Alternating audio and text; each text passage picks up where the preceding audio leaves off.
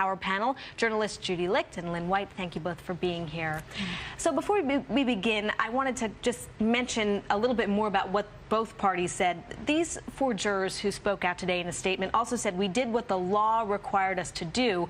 And juror B37 said she prayed for those who had the power to modify laws because, quote, no verdict option other than not guilty in order to remain within the instructions. That was the only option she felt she had. Right. So kind of both similar in saying they followed the letter of the law.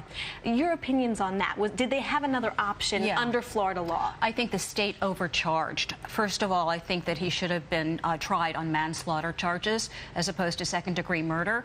I also think that the jurors in a lot of these cases don't really understand fully the way the directions read, and they have to oftentimes ask the judge again for clarity on that. And I think that, you know, that's a little nebulous for them.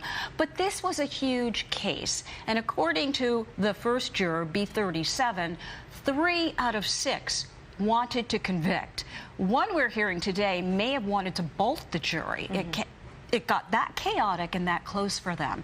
This is so important. All eyes were focused on it, and the way it turned out has changed the national dialogue. I think that it is a week of mourning for so many people, including the family, and a week where people are talking now about changing the laws, which I think is a responsible way to go with this. Yeah, well, Judy, even former President Jimmy Carter agreed with the jury's decision and basically said the prosecution inadvertently set the standard too high. He said this case was not a moral question, but a legal question. Exactly. And, you know, this is the first time in my life I've ever agreed with President Carter, who I consider one of the worst presidents of my life.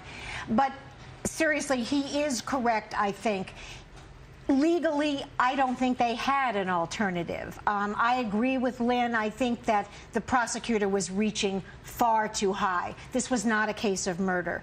It might have been a case of manslaughter. In fact, I believe it was a case of manslaughter, but maybe a 5-year sentence. I think that this man did not go in intending to murder. I do not think it was a case of racism, which clearly Lynn and I do not agree about. But I think, and I don't think President Carter thought it was a case of racism. I don't think the jurors, nor did the prosecutors. Well, intentionally, race was left out during the trial. The prosecution only talking about profiling, but only allowed to do so not bringing up race. Can you really separate the two in this case? No, and I think that was a problem with the judge here, because quite obviously this was a guy who called 911 over 50 times when a black male entered this particular area.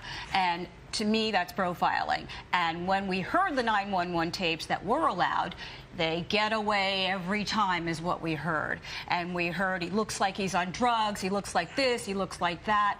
This is wrong, and we need to recognize that what makes this country so wonderful is our diversity.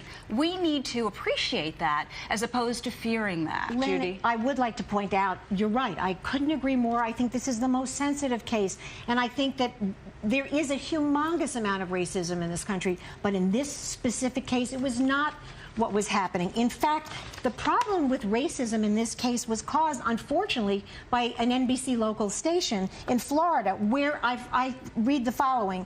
Zimmerman was talking to the dispatcher. This guy looks like he's up to no good, or he's on drugs, or something. It's raining. He's just walking around, looking about. The dispatcher says, okay, and this guy, is he black? Is he white, Hispanic? Zimmerman says, he looks black. In the NBC edited version that went on air, Zimmerman says of Trayvon, quote, this guy looks like he's up to no good. He looks black. Immediately, it becomes a racist thing because of amateurish editing. But I think there's a lawsuit involved. Yes, I know that. We do need to mention that NBC has been sued, Right. but has strongly denied the allegations. And of course, this conversation will continue. There are planned protests this Saturday, and of course, the issue of the stand your ground laws is not over. But unfortunately, our time and the sad part is this guy walks home with the same gun that killed Trayvon Martin. well, he could get his gun back. So thank you both for being on the show as always, and I'm sure we'll continue to discuss this issue in the weeks ahead.